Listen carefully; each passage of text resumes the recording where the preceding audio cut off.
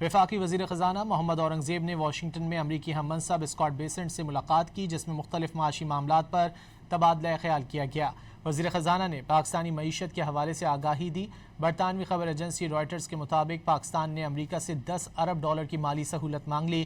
پاکستان کو مالی سہولت ملنے سے روپے پر دباؤ کم ہو سکتا ہے، تاہم امریکی حکام نے اس حوالے سے کوئی رد عمل نہیں دیا۔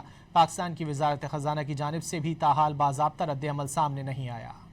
برطانوی خبر ایجنسی رائٹرز کے مطابق واشنگٹن میں وزیر خزانہ محمد اورنگزیب نے امریکی وزیر خزانہ سے ملاقات کی۔ انہوں نے پاکستان کی معیشت میں آنے والے استحکام، اصلاحاتی اقدامات اور پائیدار برآمدات پر مبنی اقتصادی ترقی کے سفر سے آگاہ کیا۔ انہوں نے خطے کی موجودہ صورتحال کے پاکستانی معیشت پر مرتب ہونے والے منفی اثرات کی بھی نشاندہی کی۔ کہا کہ پاکستان بین الاقوامی کیپٹل مارکیٹوں تک بہتر رسائی کے لیے امریکی تعاون کا خواہاں ہے۔ دوسری جانب رائٹرز کی رپورٹ کے مطابق پاکستان نے امریکہ سے $10 ارب کی مالی سہولت مانگ لی، تاہم امریکی حکام نے اس حوالے سے ابھی کوئی رد عمل نہیں دیا۔ پاکستان کی وزارت خزانہ کی جانب سے بھی تاحال کوئی موقف سامنے نہیں آیا۔ رپورٹ کے مطابق امریکہ سے 5 سال کے لیے مالی مدد کی درخواست کی گئی ہے۔ $10 ارب کی سہولت سے زر مبادلہ کے ذخائر مزید مضبوط ہو سکتے ہیں۔ برطانوی خبر ایجنسی کے مطابق مشرق وسطی میں امن کے لیے کلیدی کردار ادا کرنے کے بعد پاکستان کو واشنگٹن سے مالی معاونت کی امید ہے۔